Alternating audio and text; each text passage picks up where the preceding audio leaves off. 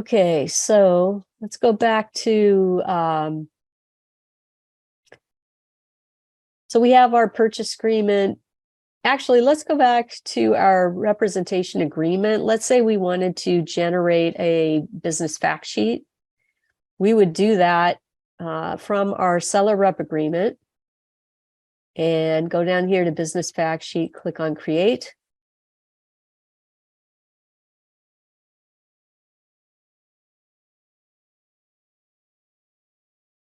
Okay, so now we have some information we can add in here. What, when was the business established? How long has the current owner owned it? What licenses are required? What's the seller permit number? Tax ID you can get off of the tax returns a lot of times.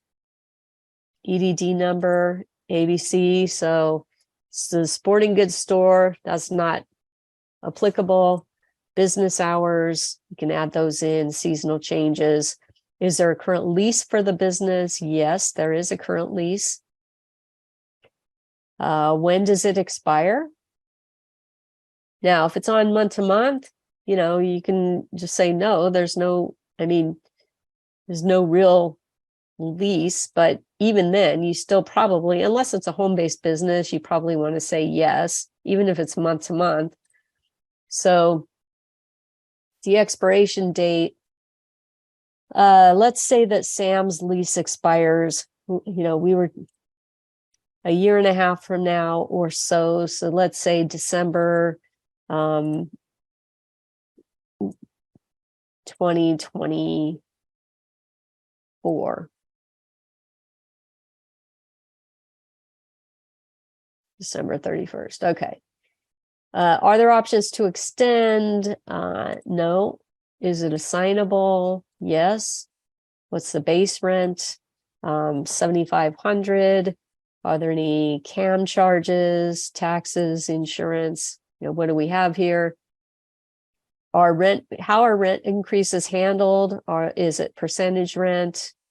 CPI adjustments, flat rate adjustments. So if there's a CPI minimum and maximum percent, what's the premises size, lot size, how much security deposit? We said before there was 12,000 held by the landlord. Other charges, who's the landlord, phone number, email, street address. Is there a property manager? Okay, if so, what's the name of the property manager? And you have, now this is a number of owners in the business. Your personnel, owners, employees, and contractors. So we want to know, how many owners are there, full-time, part-time, employees, full and part, what's your payroll expense, so forth. Okay. Are there any debts? Are there any debts to be assumed by the buyer? If so, how much are they? Who's owed the money? And any additional information.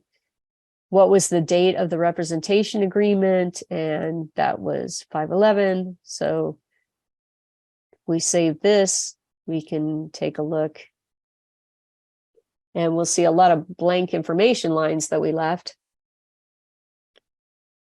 But this is all the information that we need to gather from the seller if we don't have it already, so we can enter this in, prepare the form for electronic signature.